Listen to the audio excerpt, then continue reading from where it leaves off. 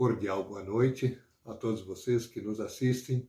Convido-os para mais um estudo da Palavra de Deus, da sequência de Juízes, e hoje é o penúltimo estudo sobre Jefté. Na semana que vem nós teremos o último estudo dessa sequência em Juízes, a história de Sansão, uma história um tanto quanto conhecida, mas muito interessante, temos muito a aprender também. Assim como na história de hoje de Jefté, das suas aventuras e desventuras. Isso está registrado em Juízes, na Bíblia, Juízes capítulo 10, versículo 6, até o final do capítulo 12. 10, 6, até o final do 12. Algumas observações iniciais. Em Juízes nós vemos Deus sempre agindo em favor do seu povo, através de homens, através de mulheres, mas pessoas imperfeitas. Pessoas, quem sabe, nós as consideraríamos até inadequadas, eventualmente inadequadas, para uma missão grandiosa que Deus tenha reservado para cada uma delas.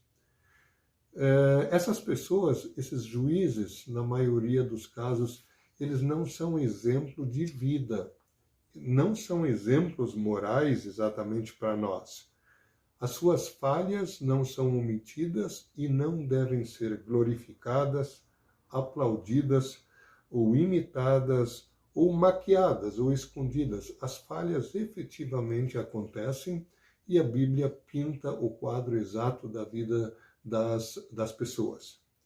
Mas, por outro lado, a Bíblia também louva a fé dessas pessoas. Elas eram imperfeitas, tinham muitas falhas, mas a fé dessas pessoas é louvada.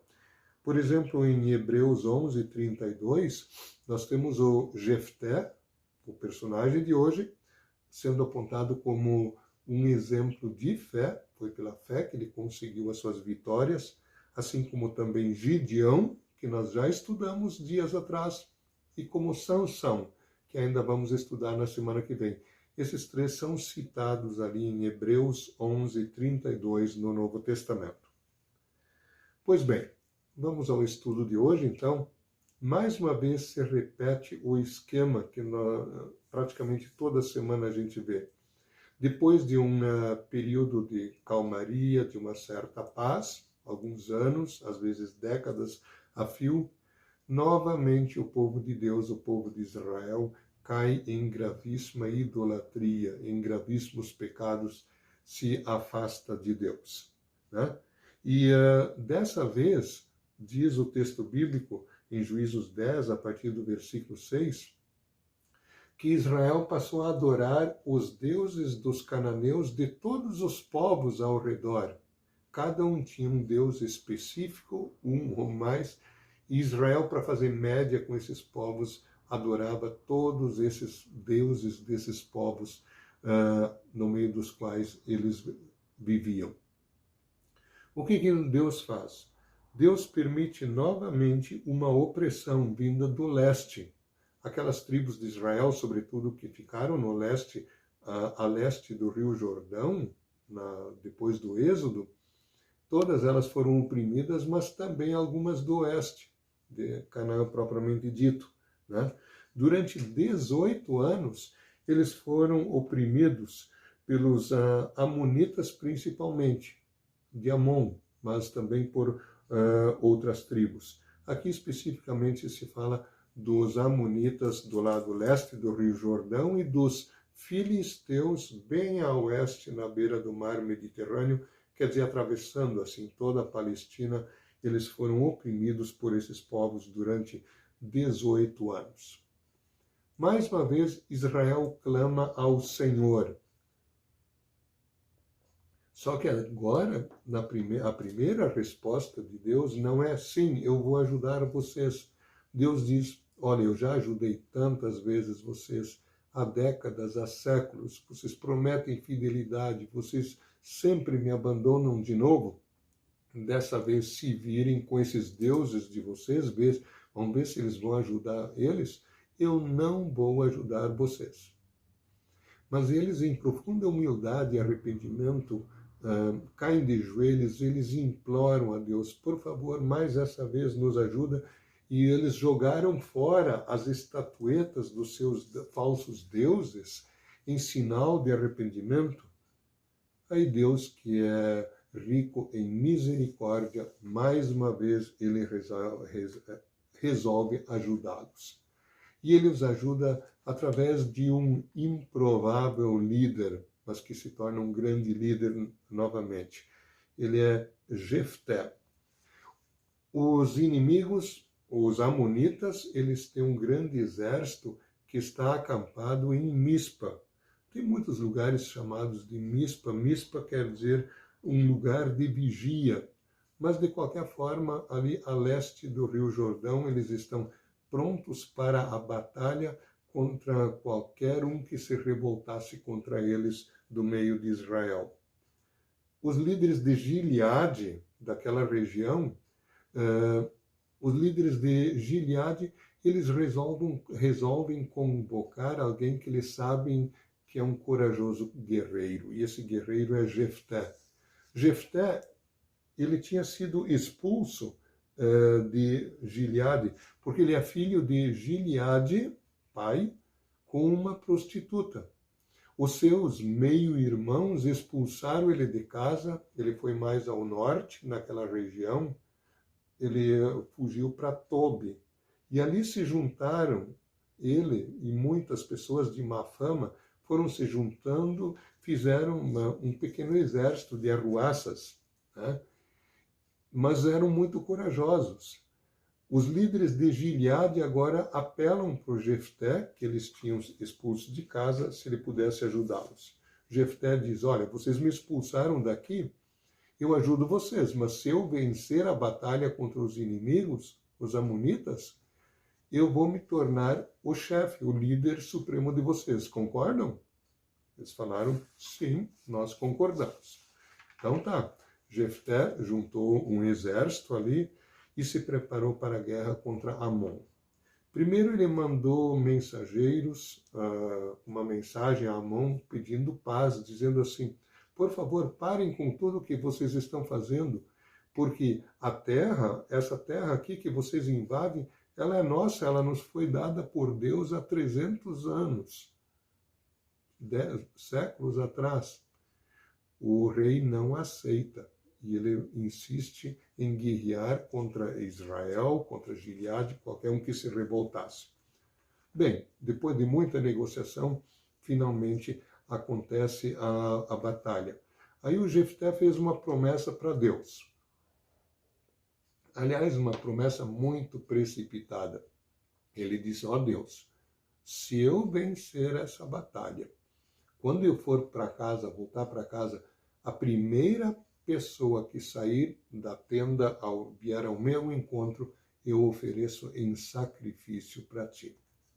Pois acontece a batalha e efetivamente Jefté e seus companheiros, eles vencem os amonitas. Eles vencem essa batalha, essa guerra. E o Jefté, quando ele volta para casa, o que acontece? Vê uma pessoa, uma moça, uma virgem, dançando e tocando pandeiro de alegria, porque ela já conhece as boas notícias. Quem é ela? A filha única de Jefté. Voto precipitado e que desgraça. Seria uma maior vergonha, ele só tinha essa filha, ele não deixar descendentes. Pois a filha, conhecendo, ela ficou sabendo do voto do pai, ela diz, pai, o senhor vai cumprir o voto que fez para Deus, só me dê 2 meses para eu ir com as minhas amigas, com outras moças, outras virgens, pelas montanhas, chorando, lamentando essa minha sorte, a minha virgindade, nunca vou casar, nunca vou ter filhos, depois me sacrifica. Os pais da igreja, os antigos intérpretes da Bíblia, entendem que Jefté efetivamente matou ela em sacrifício, cumprindo o voto. Alguns comentaristas da Bíblia entendem que essa morte poderia ser meio simbólica. Ele teria então dedicado essa moça sem casamento, uma virgem, para ficar o resto dos seus dias no templo, no lugar de adoração, e que ela não casasse e não deixasse filhos, seria uma espécie de morte também. Mas não há certeza sobre isso. É bem provável que ele tenha matado ela mesma, porque ele ofereceu em sacrifício como ele tinha prometido. Depois mais, o Jefté ele se torna o líder deles, né? E o que acontece? Que as pessoas de Efraim, de uma das principais tribos de Israel, uma tribo muito orgulhosa, Manassés e Efraim eram os filhos de José. O Efraim ganhou uma primazia na bênção que o avô Jacó tinha dado, então Efraim eram pessoas muito orgulhosas, reclamaram de Jefté. Por que não nos chamou para nós irmos junto na batalha? O Jefté diz, eu chamei vocês não vieram. O que acontece? Efraim se revolta agora contra Gileade, contra Jefté e seus companheiros. Novamente há uma guerra, agora uma guerra fratricida entre as tribos, entre irmãos, por assim dizer. Acontece ali no leste do Rio Jordão, os efraimitas perdem a batalha e aos milhares vão fugindo através do Rio Jordão, onde dava passagens. O Jefté colocou soldados na margem do Jordão, não impedindo a fuga, e cada um que aparecesse, eles perguntavam, você é efraimita? Se ele dissesse que não, eles diziam para ele, fala a palavra Shibolete. Shibolete quer dizer correnteza, corrente, talvez corrente de águas. Shibolete. Isso porque os efraimitas não conseguiam, na sua pronúncia local, não conseguiam dizer Shibolete. Então, se ele dissesse Sibolete, em vez de Shibolete, se ele dissesse Sibolete, ele era morto.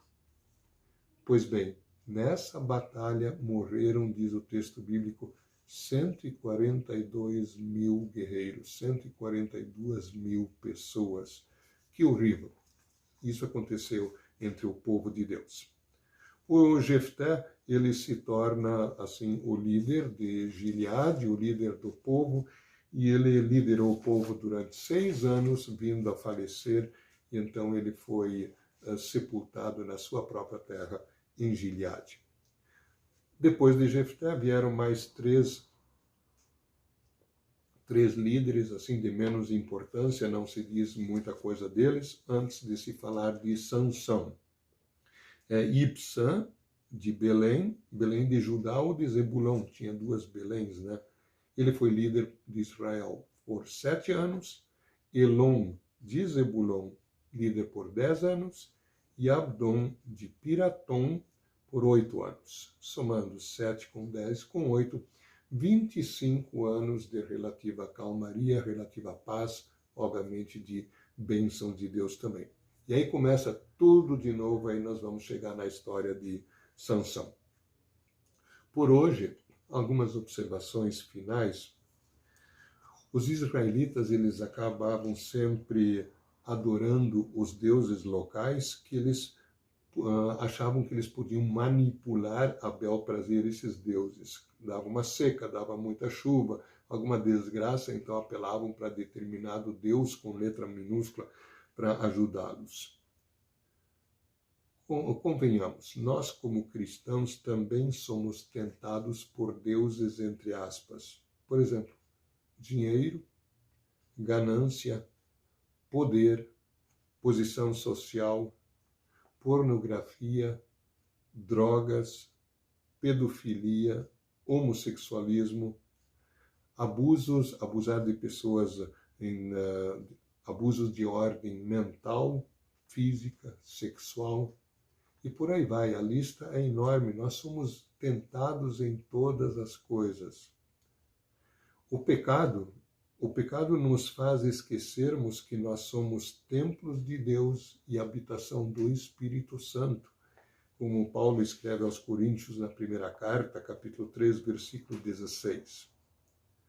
A queda em pecado, ela começa com coisinhas simples, aparentemente inofensivas, que nos tiram a noção de castigo e finalmente acabam por nos escravizar. Romanos 1,32 diz: são passíveis de morte os que tais coisas praticam. Convém a gente se perguntar, cada um de nós, que ídolo ou que ídolos eu tenho colocado na minha vida em lugar de Deus? O Deus da autoindulgência? A gente é assim mesmo? Da promiscuidade sexual? Do sacrifício de crianças, quem sabe? Aborto? O Deus do dinheiro? Do materialismo? Deus do orgulho? Da vaidade? A pessoa pisar sobre outros, eu sou assim mesmo, eu mando, eu faço acontecer, mando e desmando, comigo ninguém pode, comigo ninguém mexe, reclama de tudo e de todos e não quer mudar. Isso é um Deus, isso é um falso Deus também. Mas, por outro lado, isso nos leva a meditar na misericórdia de Deus. Para grandes pecadores existe um único e grande e suficiente Salvador. Jesus Cristo não veio à Terra por pouca coisa, ou só para salvar os outros. Ele veio para me salvar de todos os meus pecados. Ele é o meu Redentor. Há um hino sacro que diz: eu e meu pecado havemos motivado a tua grande dor. Pela fé no sacrifício de Jesus, no derramamento do seu sangue por nós na cruz, é que nós temos o perdão de todos os nossos pecados. No nosso santo batismo, nós já fomos sepultados e ressuscitamos para uma nova vida. Então, que peçamos o auxílio do Espírito Santo para vivermos em fidelidade a Deus essa nova vida, até o dia do eterno encontro, até o dia que Cristo vier para nos levar para casa. Amém. Vamos orar. Amado Deus e Pai Celestial, muito obrigado pela Tua Escritura, que não omite as fraquezas, os pecados humanos, mas que aponta para a solução deles também, a solução única e definitiva que passa pela fé em Jesus Cristo. Concede-nos vivermos nesta fé, num constante arrependimento e que nós vivamos na prática de boas obras de amor ao nosso próximo. Abençoa todos que nos acompanharam nesse estudo, todas as famílias, e abençoa todos os encontros que temos contigo através da Tua Palavra. Em nome de Jesus, nosso amado Salvador. Amém. Obrigado pela atenção, por nos acompanharem. Uma boa noite, até a próxima oportunidade.